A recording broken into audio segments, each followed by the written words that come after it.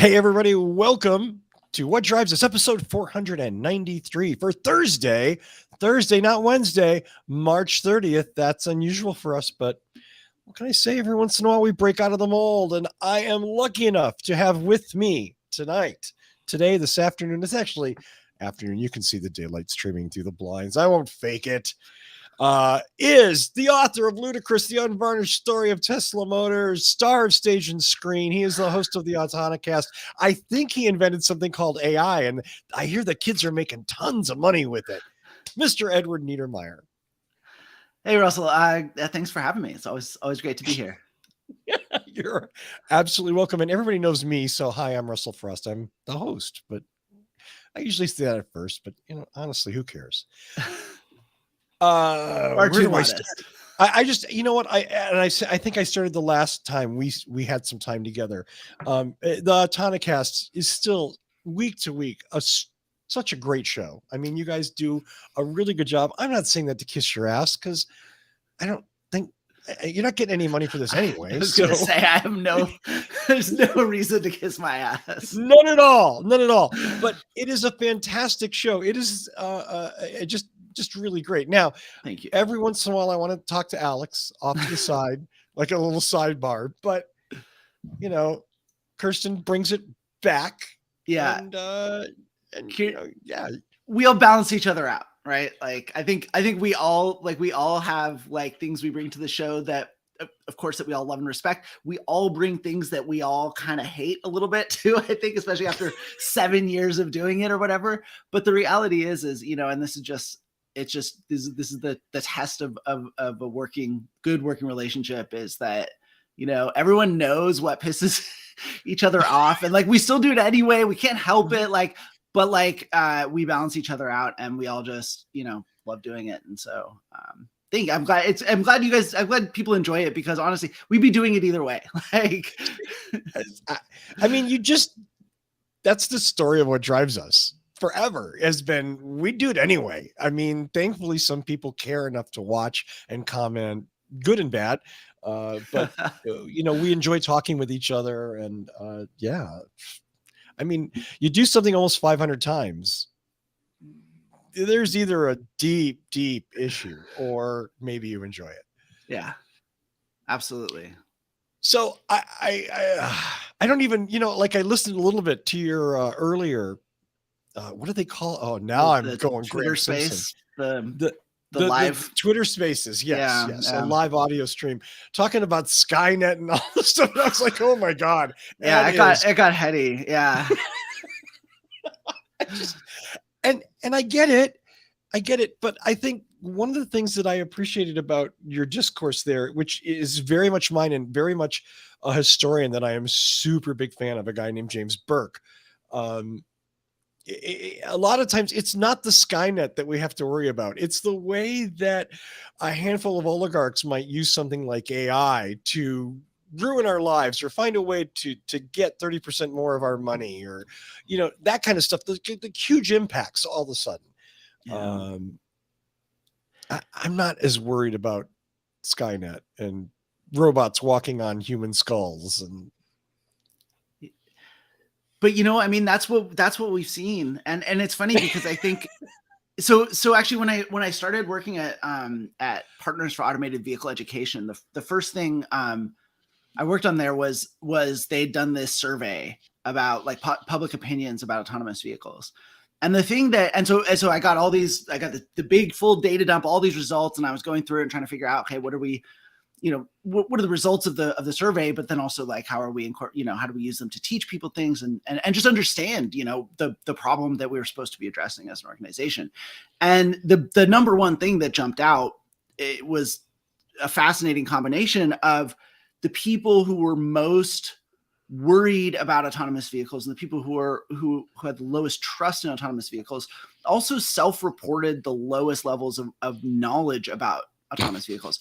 And so, it was fascinating because it was like, what people are saying is, I don't know anything about it, and I'm scared.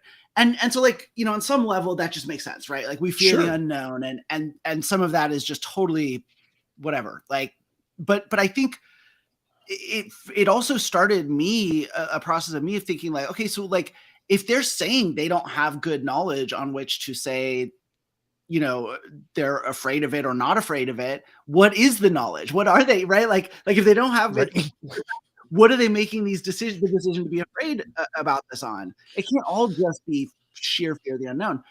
And it was sort of the start of this journey of kind of rethinking about a lot of this stuff and realizing, for example, that for a lot of people, probably, you know, when they hear autonomous vehicles brought up, they're like, they nod and smile and whatever. But the reality is most of what a lot of people have to go on is probably science fiction. And I think when you look at a lot of this AI stuff, that's what I see a lot of. I don't, it's not people who are necessarily super well informed about specific issues with the technology itself. It's people who have read too much science fiction and let it kind of go to their heads. Elon Musk. Oh, I mean, I said it first. He's a mascot for a huge community of people who do this, though. Like he's the most visible tip of a massive iceberg. I mean, that in a way, and I think unintentionally sums a lot. I mean, he has that sort of junior high school science fiction knowledge of everything. Yeah. That sort of, you know, Bond villain megalomania, those two things. And then all of a sudden he's got a ton of money.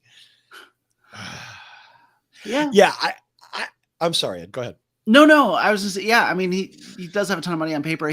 But I think he's also clearly, he feels left out in this AI thing. Like, I think he's been talking about it for a long time, and he'd love to be, you know, the guy runs on problems that he's going to solve all of us, or like save all of us from, you know, and most of the time they're like boy adventure problems with boy adventure solutions, you know, and I think this time, like, he just, what's happening really in some ways is he loves to do this thing of being the guy who says, like, who owns the problem, right? It's like, he's the guy who's going to solve global warming. He's the guy who's going to give us a plan B in case the planet gets destroyed. And he's the guy who's been raising, you know, the warning about AI for all these years.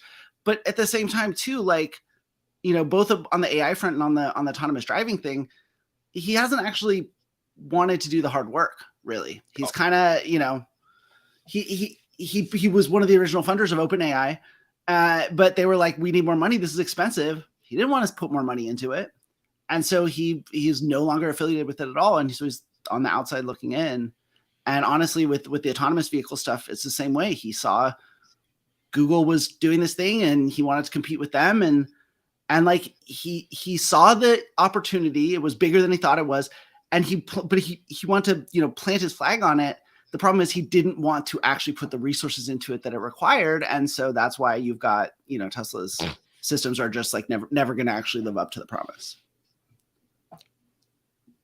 Yes. I monosyllable. I agree completely. I just Elon's need to, I don't even know what his needs are. I know you guys, you started to sort of go into that, and I had art history courses in college. Not Admiral Psych. I'm not, you know, I don't have an MBA. So unfortunately I can't look at this through the lens of like late Renaissance Mannerist painting. It doesn't, no one cares. But yeah, I mean, clearly what he's managed to do at Twitter is epic in scale. I mean, of buying something for a ridiculous value that he himself placed on it. He volunteered, and then to get it and to run it into the ground at nearly full speed. I mean, I'm waiting for, like, next they've stopped paying the power bill at all Twitter properties and everything's just going to go dark at like 3:04 p.m. someday, you know, and then be like, well, we never imagined that would happen. It's the state working against us. Damn it. They want to shut us up. Well, I think, just weird and paranoid. Yeah. I mean, financially, they definitely, that, you know, it's probably worth less, right? They've got like almost $13 billion in debt, and the valuation is almost certainly less than that if they really tried to sell shares on the public market, or even privately. Right. Anyway. Yeah. So I'm curious. It's a huge test for Elon because he's never had to make a publicly acknowledge a strategic retreat. What he does, he just comes up with new stuff so everyone forgets about the stuff. So he never has to like take that moment and take accountability and say, I was wrong, and step back. It's always he doubles down and rolls it over or lets it just kind of get left by the wayside. And with the Twitter thing, I mean, you know, especially with the banks and the situation that they're in right now, like this is not going, they're not going to let him sort of, you know, destroy the product. Cause that's the thing, is he's destroying the product in the process. And so, you know, at a certain point, if they let him just keep doing this, you know, and like some of the stuff that he's doing with verification or whatever. And so if he destroys the product, then, you know, the banks that hold that debt are just going to get a worthless product, like a worthless platform when they finally do it. So I don't think they'll let him string it out forever.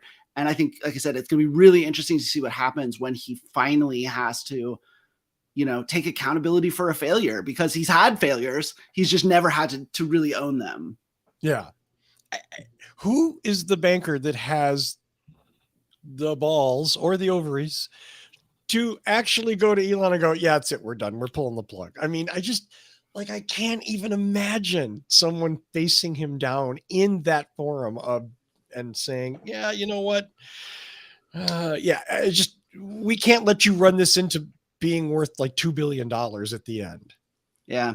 I mean, it's a good question. Cause it's going to take someone having, as you say, sort of the fortitude to be the first mover on that. I do know that, like, you know, at some of the banks who are part of the syndicate for that Twitter debt, which is just dead money, you know, there are people who would like to be funding deals right now.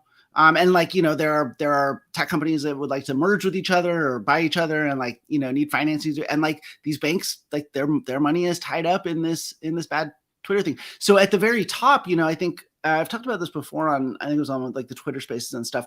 Like at the very top, it's like bosses love Elon. And so, like, doesn't matter if you're in politics or finance or whatever else, bosses all kind of want to be like Elon. And so they kind of either like him or pretend to like him or whatever. But like the people below that sort of C-suite or like high sort of true boss level, like people who have to do the actual work, like they can see through him, right? Like if you have to deal with like the nuts and bolts of autonomous drive technology or manufacturing or whatever else, you know, you see through the guy. And it's the bosses who don't ever actually themselves get down into the weeds on this stuff, and who themselves are kind of just in many cases mediocre people who are floating by on this ability to kind of like float one idea after another and never really have to execute, you know, like it's like a Horatio Alger stories of like the boy, you know, the good boy, the poor boy who pulls himself up those bootstraps and works hard. It's the classic American story. Elon is like the Horatio Alger story of the 21st century, in that he doesn't want to ever actually do any actual work. He wants to be pulled up by the bootstraps for his brilliant ideas. And I think all of us, especially, you know, if we're in the hot take business, we play into that fantasy. We want to get paid for having good ideas. And Elon Musk is sort of the patron saint of people just making a crazy amount of money off of having quote unquote good ideas, and not always, in some cases, sure, like overseeing the execution, but in a lot of cases not. Yeah.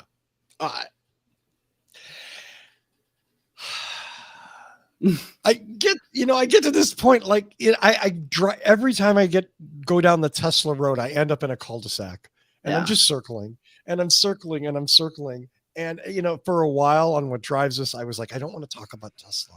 They don't get to live in my head that much.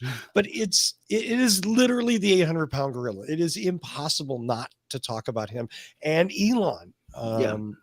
And I might guess somewhat like you, I was a huge Twitter fan, Twitter fan. And I love Mastodon. I think Spoutables, maybe, who knows what happens. But it hurts to see a platform that I really like using. Yeah. Circle the drain. And it is definitely circling the drain. It really is. Yeah, no, I tweeted today. I say I can't. Yeah, I've never been so ready to see a product that I enjoy using owned by Morgan Stanley, and that's where I'm at with it. Like, I literally want him to just Chapter 11 it and let the banks take over, and they'll just whatever put some idiot in charge. It won't be, you know, I mean, Twitter will always be wonderful and terrible. It has always been wonderful and terrible in roughly equal measures. And it's just, it is getting worse. The good has been pushed out, and the bad has been amplified. And I think it can get back. I don't think it will ever be, I think the glory days are in the past, but I think it can be better than it is now. And just getting, it just needs different ownership, different leadership. Not to channel Lonnie too much, but I was a big Heinlein fan as a kid and all that. And one of Heinlein's things was that immigration is sort of the natural selection for the human race. It's because of where we are in the food chain. And when you have migrations, when people leave one thing to go to another, it's generally the better part of that group, or they have the best survival characteristics. And that's what I'm seeing at Twitter, is the good people leaving and going to places like Mastodon or Spoutable or whatever it is, going to other things. And wow, I mean, honestly, you go over to Mastodon, it is like being on Twitter 10 years ago or more. Yep. It's a whole different vibe, and it is. It's really nice. Yeah, I like it. I mean, for me, the problem is like Twitter. What I loved about Twitter was that it was sort of it was my one, like, it became kind of my one social media platform, and I could kind of do social stuff and work stuff, and looking back at it, I think maybe some of that was like laziness on my part, and that it's good to kind of have certain parts of your life. No, I mean, I'm serious. Like, I understand. And it's hard to balance, this is my distribution platform for my livelihood in a lot of respects. No, not necessarily that it drives traffic per se, but like, it's an important outlet sort of for someone in my line of work. But and having that mashed up with, personal expression and like shit posting and everything else. Like, I think there is some, you can't question the wisdom of doing it all there.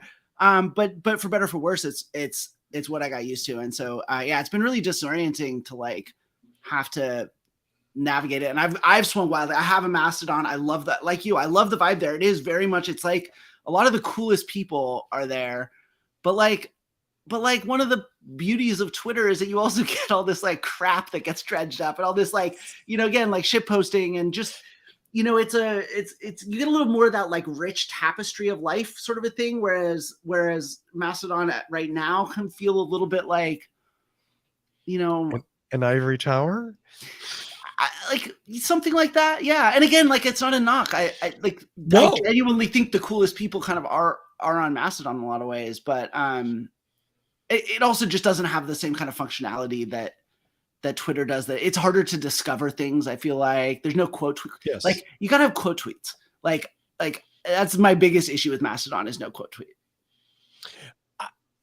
I love it. Well, yeah. My biggest issue with Mastodon right now is just I can't get back to the universe that I had established on Twitter because of the federated servers. Yeah, it's a pain in the ass. I'm slowly rebuilding that account.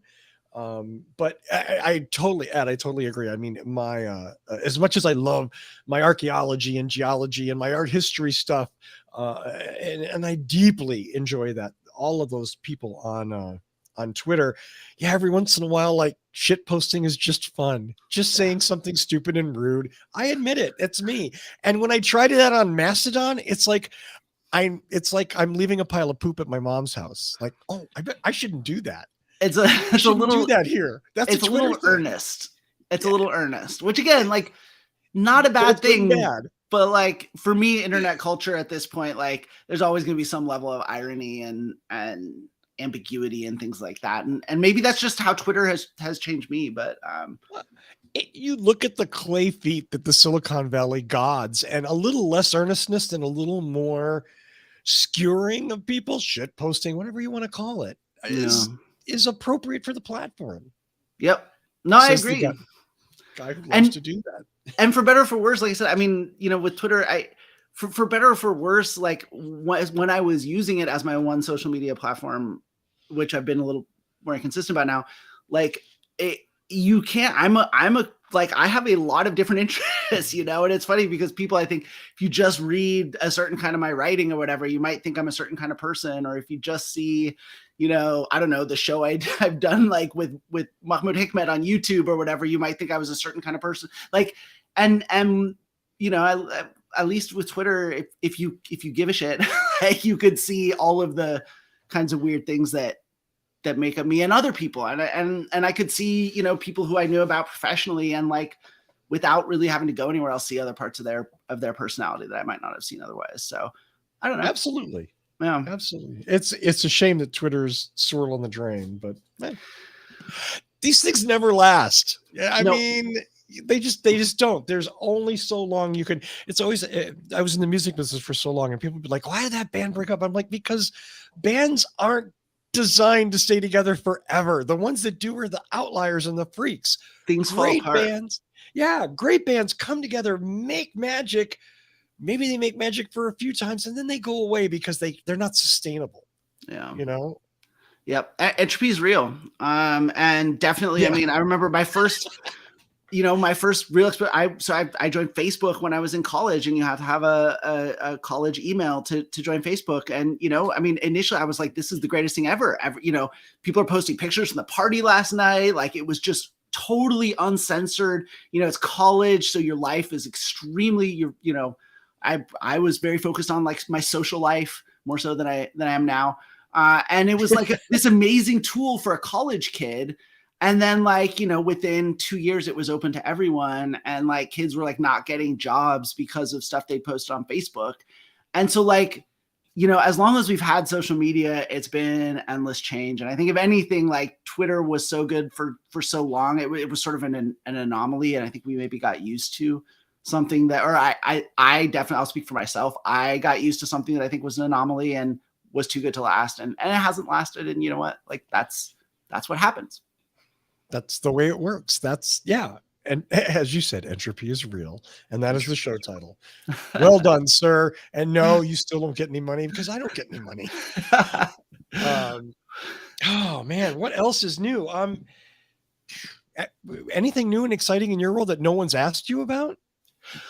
Something. So there's a brand new Atonicast episode that just came out, and we talked a little bit about on there. And it's funny, I just haven't seen much about this anywhere. The Cruise Origin Robotaxi, we got to see it very briefly at South by Southwest, and it's very different than what they showed back in 2020, which I guess shouldn't be that surprising. But I do think there's sort of an interesting. I should probably, I want to write about this or do something about this, but like I also need to get the Zoox Robotaxi, the Waymo Zeekr Robotaxi, and then this new sort of production version of the Cruise Origin. I need to see them more like ideally together, or just get a little more time in with all of them closer together, because it's been spaced out. But I think there's a really fascinating thing going on with, you know, this totally new kind of vehicle design. And it definitely seems to be sort of evolving away from where maybe people thought it would be, and into a different direction. So basically what seems to have happened, so the Cruise was a big box. Like when the one they showed in 2020 had like this high ceiling, and you like, it felt like stepping into a subway car almost. Right. It was that sort of BART train. On like very upright, tall. And this one is, and it has the club seating. And so like the Zoox also has club seating, so it's like 4 seats that basically face each other. So like a bench with 2 seats facing a bench with 2 seats, and the Zoox is like smaller. It's kind of a more snug space, and it's like definitely much more designed for like little urban stuff. But the new updated version. So I'd seen the first Cruise, which was big and like space, you know, and also like the Cruise, it felt like a Subway in that, like, or a McDonald's. It was very like plasticky and like, you know, clearly designed to you know, put up with a lot of wear, but didn't really feel luxurious at all. I was kind of surprised by how kind of like a McDonald's it felt. And the Zoox is like similar design, but much smaller and sort of more plush and a little more premium. And then the Waymo came out, which is the one they did with Zeekr, and it was much lower, a lower roof than the 2020 Cruise Origin, and it didn't have club seating, and it also had so it was like it looks from the outside more like a minivan. So it has a windscreen in the front, and the seats all face forward. And it feels like you're sitting in a car, like you get down into a seat, kind of like a minivan or whatever. Interesting, sure. And so now they've showed this update to the Cruise, and there's all kinds of changes in the interior in terms of instead of this kind of hard sort of bus seating, it's got sort of upholstery more like the Zoox and the Waymo. It's got handles and cup holders and like underseat storage and things it didn't have before. But the roof is also a lot lower. And in general, like the vibe that I'm getting from all this is actually that, so like the Waymo is like the most conventional in a sense of the three, because it has a windshield in the front and the seats all face forward. And what that does is that the reason I think that the roofs are getting lower on these things is that generally like they were imagined as being these very urban devices, and like the Zoox is bi-directional, it can go forward or backward, and right. it's but really to make money as a taxi, there's one main route that you do, and that's to and from the airport. And oftentimes you have to drive on roads with higher speeds, and it's not like a typical sort of dense urban area. And so the Waymo, they can have a lower ceiling, and it doesn't feel claustrophobic because you've got the big windscreen. And this is what I think is gonna be really interesting to see, is like when people actually ride these things, is it going to feel better or worse to be able to look out the front and have a windscreen like a normal car, but just no steering wheel, no driver? It's just like one screen and a windshield. Or are people going to feel more comfortable in these club seating arrangements where you're facing each other? You can't really see forward or back. You can kind of look out to the side. There's windows, but that's it. So anyways, I feel like the Zoox and the Cruise with that club seating, I feel like those designs were picked because it was a couple years ago when AVs were cool and everything was sort of sci-fi for the sake of being sci-fi, and that maybe a more traditional design like the Waymo is going to have a better user experience. That's kind of the sense that I get, but I'm really curious to see how it plays out. Yeah, I mean, can you imagine the focus grouping on like, should we even have a windscreen at all? Why? So the passengers can see? Well, and if they can't see, are they going to get claustrophobic? I mean, motion sickness, right? Motion sickness is, and so like the Waymo one, they did all kinds of really interesting things where they had to, so like in the back seats, they have these sort of cutouts in the belt line. The belt line gets a little bit lower by the back seat so that it creates more glass right around where you're sitting, because they say the more glass, the less motion sickness you get. Interesting. And then even the front seats, if you look at them, they're not like traditional car seats. They have instead of having sort of a high, usually the seat back goes all the way up to your shoulders or like above your shoulders, and then there's like a headrest on top of it. And with this one, they brought the seat back much lower, and then they actually have a bigger head bolster.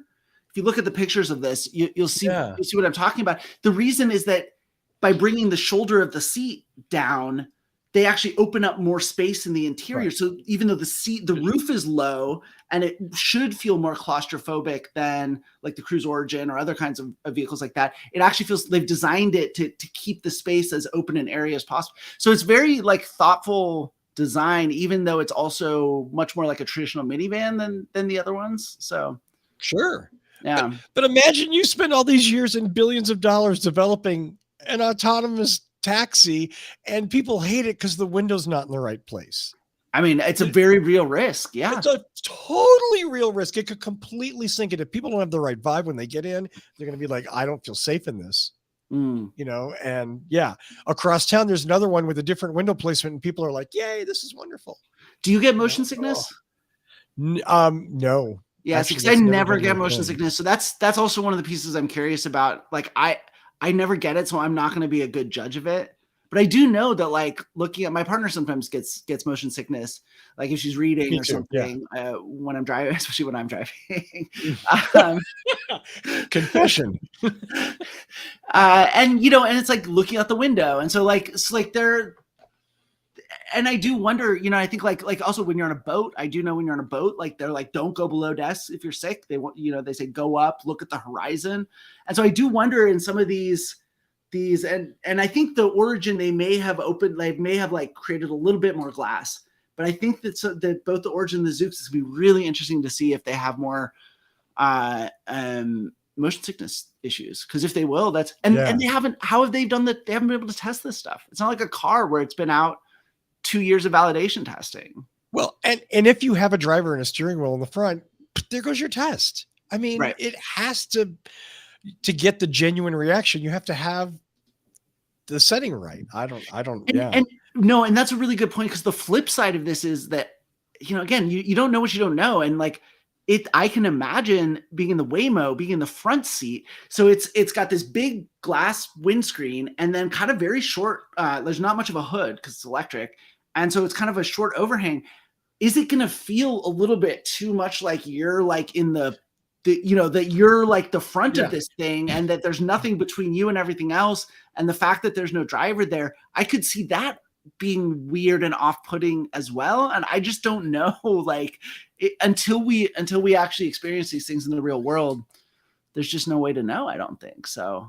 Yeah. I mean, you can guess, and then, how do you control for the differences in people? Yeah. One group in one place may generally like it. Another group in another place could be totally turned off by it. And again, people are weird. Yeah. People are strange. Hey, you're way smarter than me when it comes to car stuff. When it comes to and I would say the automobile industry, what makes it tick, what makes it work. I know none of that. I'm a hacker, I guess, in golf sense. I have clubs. I know how to play. I don't have a handicap, and I never, ever, ever will. But I enjoy it as it is. So anyway, I have this weird pet theory. COVID has changed a lot of things. It is upended a lot of dynamics that used to be in place. And one of these seems to be the car business. Mm-hmm. A lot of car dealerships made a ton of money during COVID because everything they could get, they could sell at an enormous profit. And if people didn't want to buy it, they had to go to somewhere else where the same place was, hey, we're going to make a ton of money on you. You don't like it? They were making more money on less volume. Yes. And getting this vibe, I'm, hearing about new cars coming out, and here's the sales projections. Here's what's happening. Looking at a random thing I saw today. What is this? The fourth increase of the Ford Lightning? Yeah, Ford Lightning. Yeah. Fourth price increase. I think it's now 50% higher than the original announcement price. Yeah. Right. Yep. Right. So, are manufacturers cluing into the idea that maybe stuffing tens of thousands of cars onto huge, enormous Disneyland style parking lots, maybe not the goal to ultimate happiness? Maybe they can sell fewer cars at a way higher margin, not work as hard, not take as much risk, and still make more money. Yeah. So this is a fascinating topic. And actually it's one that I'm currently working on a piece about for a big newspaper. And also supposedly I'm supposed to go on a big podcast to talk about as well. So you're just way ahead of the curve on this. So I'll scoop myself and everybody who wants to platform me by sharing my no, it's a really okay. So basically what you've just described is like we've had a complete inversion in the car market in this country, where it's gone from being structurally oversupplied to now it is structurally undersupplied. And just to like illustrate for people who don't follow this, like, in 2008, when I started writing about the car business, like the car business in the US had been oversupplied as for like a lifetime. Like no one could remember a time when it wasn't. And like, that was one of the things that fueled the 2008 downturn was that, we had these massive basically what happened was manufacturers would produce a lot of cars and push them onto dealer lots and push dealers to take more and more inventory. And then everyone would discount and cut each other's throats on margins until no one was making money. And then, you know, in this case, right, like everyone had been overproducing trucks in 2008, and then gas prices hit, truck demand went to the, you know, to the garbage, and companies blew up, right? Because there was all these trucks sitting on lots that had been financed, and so it's important to understand here, right before the car companies blow up in a scenario like that, the dealers blow up. Because what happens is that the dealers are buying, they're the customer for the factories. The dealer is the customer. You are not the customer of Ford Motor Company or General Motors or Toyota or whatever. The dealer is in this country. And so they had this dynamic where they would, you know, and like there were a lot of factors that went into play. One of them was that back then there was more of a culture of like the company that produces the most cars is kind of winning on some level, you know, and there were a lot of egos in the car business, and it is a scale-based business. So if you do make cars more than everyone else, make more cars than everyone else, you get efficiencies of scale that others don't get. So it wasn't just an irrational, you know, my production count is bigger than yours. But yeah, so you know, and it's fascinating because again, this is the story that, you know, this is how I learned the auto industry was learning this story of sort of the decline and fall of the Detroit companies, and overproduction is part of it. And so now, on the one hand, the scenario we're in now is like, you know, they learned the lesson of 2008 and the cyclical crashes prior to 2008. They've learned the lesson. They're not going down that path again. The question is, what is the new externality, right? Because there's always, right? There's always a cost. And like, if you're buying a new car, you know, like, you know, buying a new car has always been a pain in the ass, but now it's like a Russian novel or something. Like the stories that people tell you of like trying to get, like, especially like if you want a certain car in a certain color or something like that, like it's nuts. I don't know if you have, I mean, I don't know when the last time you bought a car was. The last new car I bought was in 2016. And I had to wait 4 months because we wanted a Toyota Tacoma off-road in the quicksand with the manual transmission. And they're like, okay, we have to build it. It'll be 4 months. And I was like, I bet most people don't want to do it. No, even then, even in 2016, the culture was still people show up at the lot, find the car that they want to drive home in, and they drive home in that car. It was very unusual for us to be okay. And so what's interesting is that the shift that's happening here, we're not becoming like Europe, where it's not really build to order. I mean, I know some companies are, like Ford is standing up their build to order capability because it's becoming a more important part of their business. But really what's happening is kind of just, it's weird. It's kind of just scalping. It's kind of got the feel of, what are you going to do? Ride the bus? Right. Exactly. Yeah. Go ahead. Go across the street and buy a Kia. We dare you. I mean, Kias are good cars now too. And I didn't mean to pick on Kia. No. But you know, yeah, I totally agree. I think again with that, what COVID gave the OEMs a chance to was to feel like they were in power again, because as you rightly point out, what most people ignore, dealers are the customers of the OEMs. Dealers are the customers, not you. They buy the cars from the manufacturers. So to all of a sudden be for OEMs to say, there's no 2,000 cars you're going to buy this month. We're going to give you 200 if you're nice. Yeah. Okay. So we have to be fair here. So like during COVID, there were supply chain crunches, and some of those things, right, chips in particular, and some of those things continue to be a factor. Okay. But if you look at what's been happening with prices and with supply and things like that, essentially you have this long-term structural shift to higher prices and lower volumes and higher profit margins.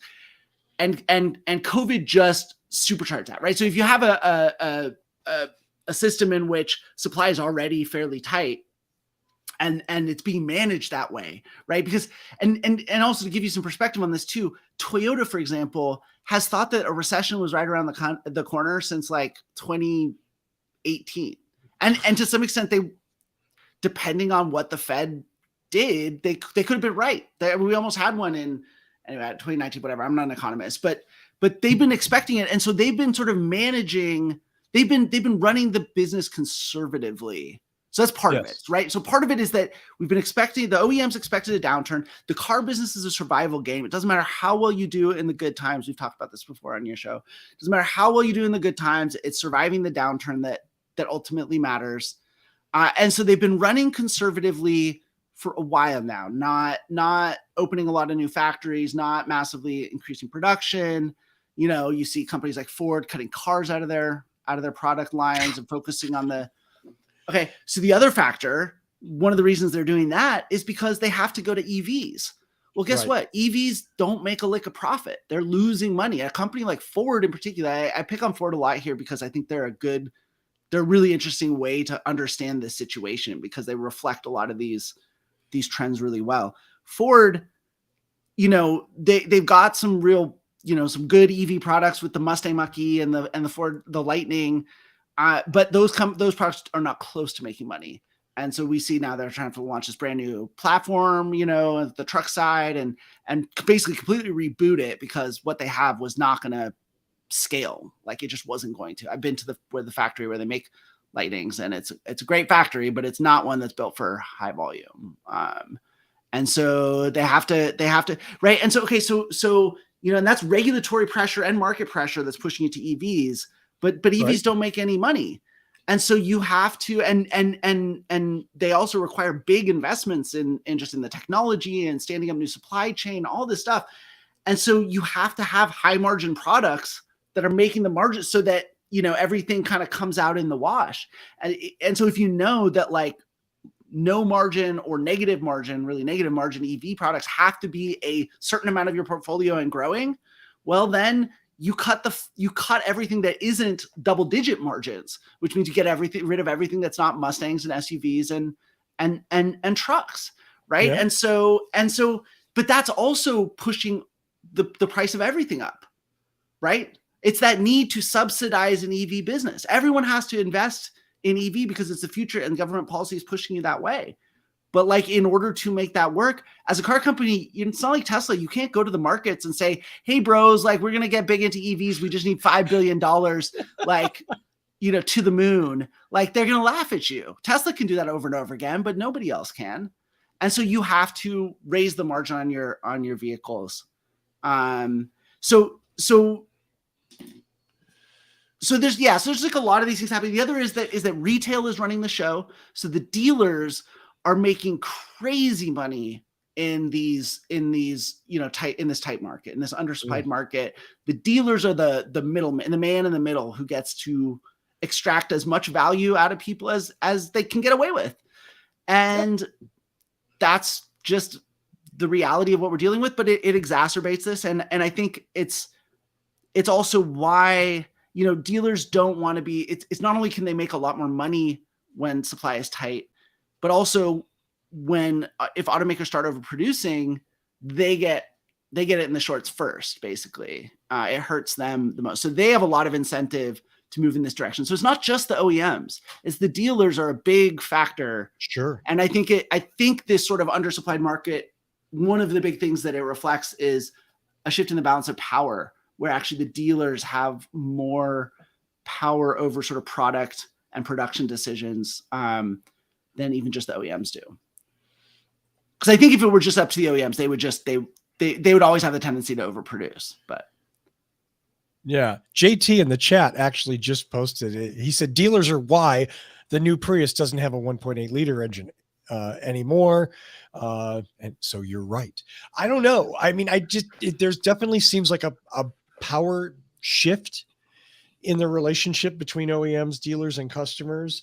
And of course the customers are at the bottom of that. They have no power. And it's because again, what are you going to do? Ride the bus? Yeah. You know, absolutely. And so like one of the examples to use the Ford one. So like I got to drive my partner's cousin has a Ford Maverick.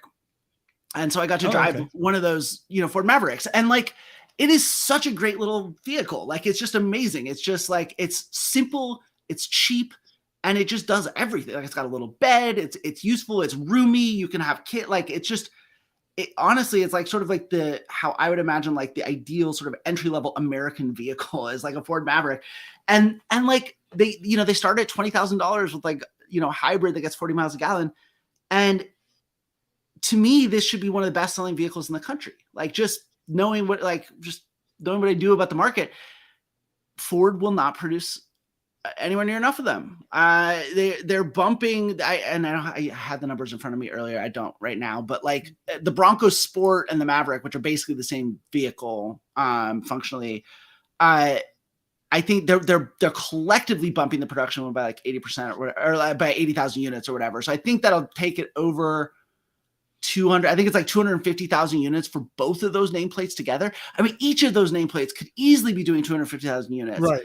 But like, and so it's just interesting because like they're just, the affordable vehicles are just not being made. And those Bronco Sports and whatnots that are being made, it's the high trim levels. They're only making the high trim levels. Getting a base version of anything is basically impossible. And again, it's because there's a lot of factors that go into it. One thing on the Maverick too that's really important, because this is also what feeds into the structural thing, is that you have in the past a vehicle like the Maverick would be overproduced and then dumped on fleets, because fleets love simple, basic, practical thing. And the Maverick in a lot of ways is like an ideal fleet vehicle, because I mean, you think about all the ways you could use it. You could rent it to people via U-Haul or something as like a little pickup for some yard work. You could, fleets for delivery and like, mechanics and things like that. I mean, it's just got a million. And so fleets and customers, instead of the fleet market leading to overproduction, fleets and customers are competing for these things. So fleets are now paying over transaction price to get the vehicles that they need and want. And you know what, the knock-on effect of that is that now, guess what? One of the biggest deflationary pressures on the used car market used to be cheap fleet vehicles coming off of fleet duty. Yeah. You could go pick up something that was in a dollar thrifty, rental fleet for the last 3 years. And it's like a tiny, maybe it's got some miles with a tiny fraction of it. Well, now those prices are much, much higher because they're not getting them at a discount like they used to, right? They used to say, we'll buy 1,000 Chevy Malibus and give us 10% off or whatever. And the OEMs would say, yes, and now, no, now they're paying 10% over just to make sure they buy enough Malibus to keep the fleet stock. So then that goes into the used market at a higher price. And meanwhile, also leasing has dropped off. Leasing used to be a huge part of the market. I don't have the numbers in front of me, but it's become a much, much smaller one. And so that's another source of cheap vehicles in the used market. That's also, so this is not just about short-term supply interruptions with COVID. This is literally the market, new and used, has made a structural shift. And I mentioned before, the question is, what's the externality? Because before overproduction, we know what the externality was. It was that every business cycle, call it a decade, 15 years, give or take, they overproduce and, run into some kind of financial crisis or whatever. Something happens and the bubble bursts and a bunch of dealers go bankrupt and maybe some OEMs go bankrupt. And, we started all over again. So it was a more cyclical business when you're overproducing. That was the externality. And yeah, like it wasn't great, but it is what it is. In this case, if we're just going to underproduce vehicles forever and cheap cars, new and used, are just not a thing anymore, then that, like, what are you going to do? Take a bus? That's the externality, is that people will simply lose their mobility. And America as a country is not designed to be a place where you don't have mobility. You need a way to get around in this country. And if you don't have it, it's going to cause a lot of problems. And so to me, what it is like, okay, and I already have a whole, hobby horse about how lame our sort of EV subsidy policy has been.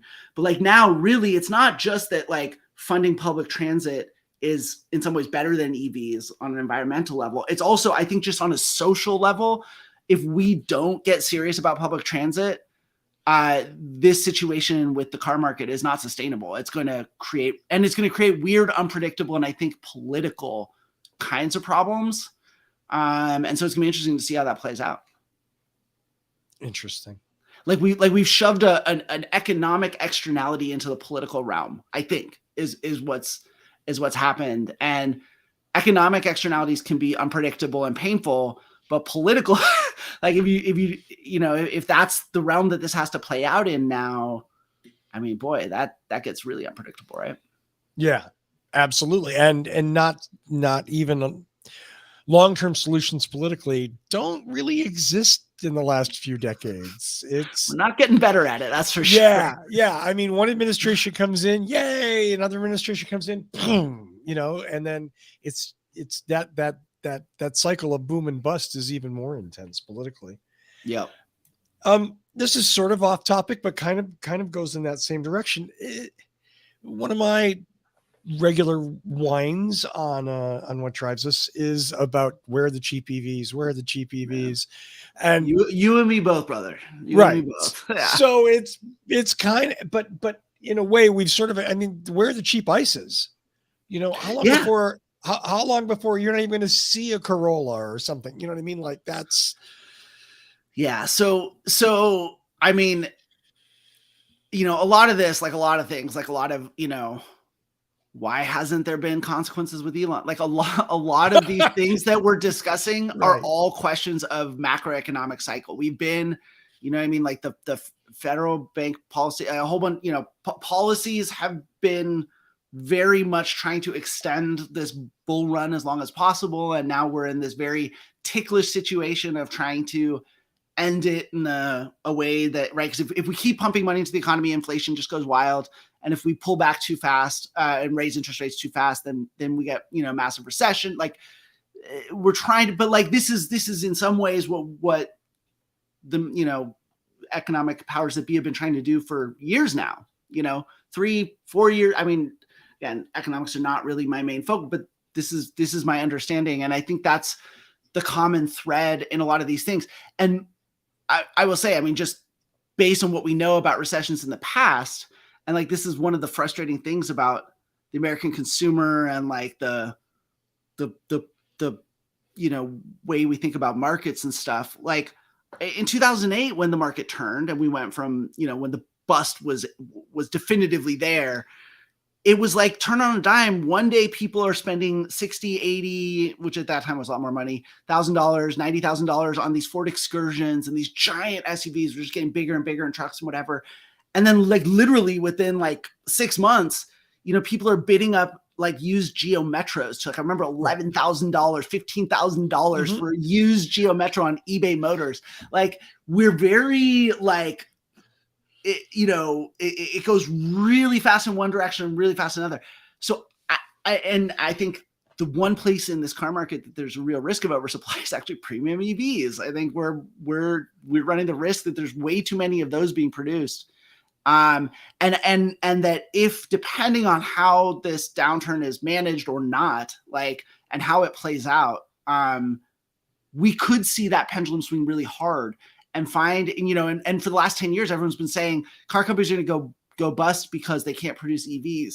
I think it's just as likely that we'll see a scenario in which, the economics winds change really, really fast and literally no one can sell a car that is not like kind of affordable and practical, and that like there will be only so many companies that can serve that. I mean, to me, that's just as likely a scenario. The companies going out of business because they're not set up to serve an extended sort of recession market that looks very different than the one we have now, versus a scenario where we shift so hard to electric vehicles that the companies that just aren't making enough electric vehicles don't survive. If that makes sense. No, no one knows. I mean, it's all speculative, exactly. But yeah, exactly. So there's no cheap and easy answer to why aren't there cheap EVs. And again, forgive me if I'm just going, but Arcimoto, one of your hometown companies, it's a tragedy. It's a failure in a sense. I love the idea. I loved the original concept, the $11,000 different sort of EV thing that they just figured out they couldn't make it. They just couldn't do it. I guess you don't just turn out the lights and go, hey, we fucked up. Not after the company was at one point worth over $1 billion. I mean, they were Eugene, Oregon's very own mobility technology unicorn. Yeah. And look, like, but here, look, I think, you ask where are the cheap EVs? And I think that in some ways, Arcimoto reflects the answer in that, the reason that EVs aren't cheap is because we have to make them cars right now. And this is the thing with Tesla, is that Tesla has been peddling very successfully the idea that this is easy. It's easy to make a car electric, right? Without any kind of sense of sacrifice or change or whatever. Like, you can have your cake and eat it too. You just put enough batteries in there. And like, we know that's not a scalable approach. It's why Tesla hasn't made cheap EVs, is because you cannot put 250 miles of a battery, let alone 300, 400 in a car and have it be cheap. And you're not going to be able to anytime soon. And so I think one of the things that we're up against in getting to cheap EVs is people need to lean into, we need to start to lean into the idea that electric vehicles are not just electric cars. Cars are one kind of vehicle. And that, my whole thing with EVs is that we need to get people, instead of focusing on range anxiety and freeway fast charging, we need to get everyone a charger in their home, and then get people thinking about what percentage of the trips start at home and end at home, and how many miles are you really driving a day? Like, those are the two things. Like, if we get people a charger at home, or the ability to charge a variety of electric vehicles at home, and you give them sort of some way of quantifying or understanding what their real mobility needs are, then I think you could see people buying things like, maybe not the Arcimoto specifically, but things that are not just cars, because the reality is that for a lot of people, you don't need one thing that can necessarily do it all. No. And if those things are inexpensive relative to a car, you could maybe have 2 or 3 different things. Yeah. Like, you could have an electric scooter. You could have an Arcimoto with a windshield that's somewhat weatherproof or whatever, or an Aptera or whatever it is. Yeah. If you can do if you could do your Monday through Friday commute in a cheap, like an affordable but very limited vehicle, right? Say it costs $15,000 and the running costs are basically nothing because it's an EV and you're charging it full tank every morning, and pennies for overnight charging. That cost is so low that then if you're going on a road trip, you need to go somewhere, go freaking rent a car. Like, that's part of the problem, is like, we feel like we need to own it's a cultural thing. Yeah, it is. And that's why EVs aren't cheap. And the other cultural thing that's in the mix on this, which we were talking a lot about earlier on that live Twitter thing today, is just this belief, the people's beliefs around technology in this country, that like, oh, it's just a matter of time and batteries will just get cheaper. And so, like, just shut up and buy the EV, because before you know it, the batteries will Moore's law will just kick in and the batteries will get cheaper, and technology will the magic technology machine will just solve this problem. And like, that is the kind of thinking that I think we need to leave in the last tech bubble. Mr. Niedermeyer, we are at 1 hour. I don't know how much time you have for today, but it's only responsible for me, unfortunately, to remind you of this. Well, I can do another 15 minutes or so, 20 minutes if you want. I don't know if the chat has questions or whatever, or if you have other questions. Just the one that I popped up with so far, okay. which is okay. So let me ask you this, Ed. If it's just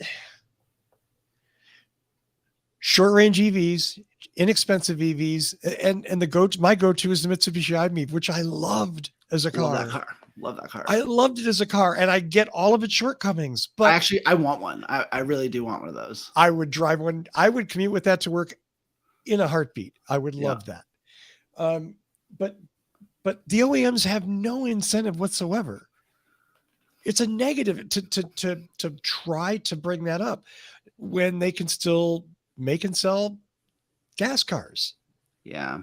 I mean, well, yeah. That's sort of Toyota's argument is we're not an altruistic company. We don't care. We're going to make what keeps us in business and makes us money. Yeah. Well, I mean, that's, I mean, for better or for worse, that's the system that we have. Like, I personally, I find it refreshing at this juncture when people are upfront about their, motivations and like, hey, we're like, I think that the whole Silicon Valley, like, well, everything has to be saving the world. I think it's a weird cultural quirk that has outlived its credibility and value. And I think it's really tone deaf, I think, increasingly tone deaf for tech companies to talk about these, they're sort of saving the world through, middle out video compression or whatever, you know what I mean? Right. Like, sure. Like Silicon Valley was making fun of that like a long time ago. And yet people are still out doing it. And like Elon Musk and the AI stuff now, I mean, right. He's catastrophizing large language learning models while he has, janky AI literally driving 5,000 pound machines, like literally having contributed to human deaths. So I don't think that answered your question though, did it?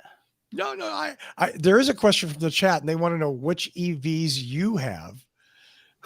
And I don't know if that's a challenge or a curious inquiry. Yeah. No, I'll answer. People always ask me about this. Yeah. So the reality is, I mean, I've worked from home since 2008. So I don't have a daily commute. I also was very lucky to have saved up my pennies very early on and along with my hardworking partner and bought a house in a walkable neighborhood. So Monday through Friday, I would say I drive in the Portland area, Monday through Friday, twice a month, 3 times a month. Maybe I'm lowballing that a little bit, but basically I've eliminated, I walk, I have 2 grocery stores. I have like a Fred Meyer and a amazing Vietnamese market, both within walking distance that I walk to for my grocery. Like Monday through Friday, I don't get in a car. I actually hate sitting in cars now. So the only time I do use a car is on the weekends. And on the weekends, in the winter, I go skiing. And in the summer, I go hiking and backpacking. And I have a Toyota Tacoma for that. And so I don't own an electric car. I have my partner and I have electric bikes that have really helped in terms of eliminating any kind of driving from our Monday through Friday. Like our best friends are the people who are COVID bubble, weekly dinner date. They live, 3 miles, 4 miles from us. And it's faster to get there where we live on an e-bike than it is on a car most nights or most times when we're heading over there. And so unless the weather's really bad, we do that a lot. So, and I want to make the point about like with the pickup truck, like I don't want a Rivian. I don't want to replace my Tacoma with a Rivian. I don't think it's likely that electric vehicle technology will actually replace how I use my truck anytime soon. And I think this is where we need to get to in our conversation about electric vehicles is stop pretending that it is just a one-to-one replacement because they're not. They're different things. Different things are different.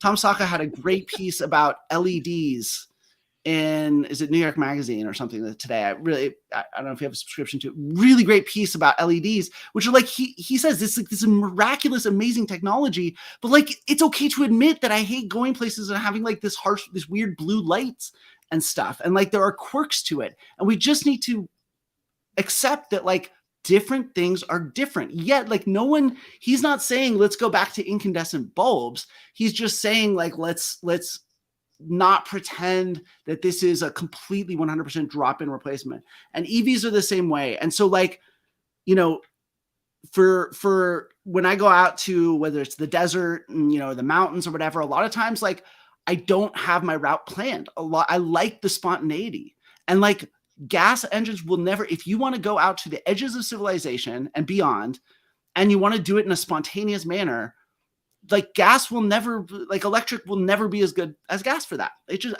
Unless, I don't know, there's magical batteries and magical charging speeds and things that defy physics as we understand them. maybe. Right. But like plausibly in any kind of near-term future, it won't. Whereas at the same time, it's no more likely that a gas vehicle is going to somehow learn how to wake up every morning with a full tank.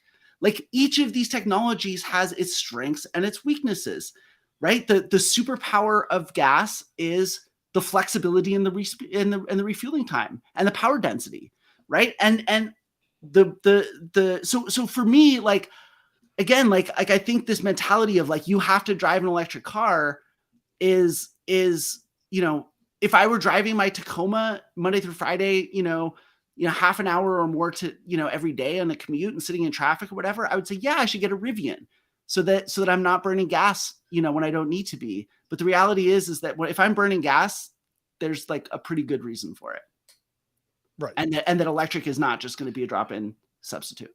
I think you bring up a really important point of it's not just about the one-to-one replacement. It's about reducing trips too. Yeah. In whatever it is. Just because you're burning electrons doesn't mean it's cool and it's free and there's no cost. I'm not bringing any EV FUD here. I'm just saying, no, hey, I got an electric car. Now I can drive 10,000 miles a week. Wait, who is that helping? Yeah. No, so people need to understand what the term disruption actually means. An electric drivetrains are Tesla. Like this is just proven now. It's a sustaining invention, right? It's sustaining innovation in the sense that it has not fundamentally changed the car market. Something that, like, when people realize that an e-bike can replace a large percentage, or something like an Arcimoto, right, or maybe a robotaxi or Lyft, if the economics of that worked, those are disruptions. Disruptions are things that create an alternative to consumption. It's not just something that competes better in that marketplace. It's something that fundamentally undercuts the marketplace. And so for me, like, that's an e-bike is vastly more disruptive in the true meaning of the word than a Tesla, because it keeps you out of cars. And you're talking about spending something that, compared to a bike, an e-bike is expensive, right? It's $1,500, $2,000, $5,000 for a nice one, more even. That's expensive for a bike. But when you realize how many car trips, a lot of people can replace with one of these things and show up somewhere not sweaty, even if it's a hot day, that's when you actually are disrupting. And I make fun of the tech bros, but like, let's disrupt cars. Like, by all means, let's just not just say like, oh, we made a cool car, and so we're disrupting car. Like, no, you made a cool car. Like, that's it. Yeah.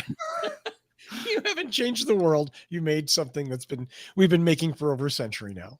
Congratulations. Yeah. Golf clap. And on that note, Mr. Niedermeyer, anything you want to plug?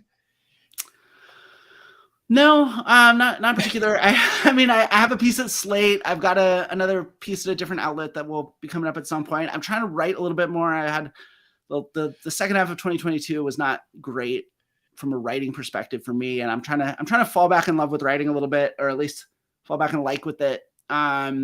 So look for more writing for me. If you don't see more writing from me, pray for me. Oh no. But otherwise, I don't know. Tweetermeyer on Twitter, autonocast.com. And if you're not a subscriber, do listen. If you listen to or watch this show, you'll love the Autonocast. It's a very well done show. I always want to slide an Alex jab in there, and I don't know why. I have no idea. Probably because I like him. I don't know. He's a jabbable guy. He's also very sweet. He can take it. He's more than tough enough to take anything I can possibly dish out, I'm sure. Ed, thank you so much for spending so much of your time today. I hope we can do this again soon. Look forward to seeing your piece in Slate and all over the place. And that's all I got. Until then, we'll see you soon. As always, I want to thank Michael Mannering for our theme music. People in the chat say thank you. Yay.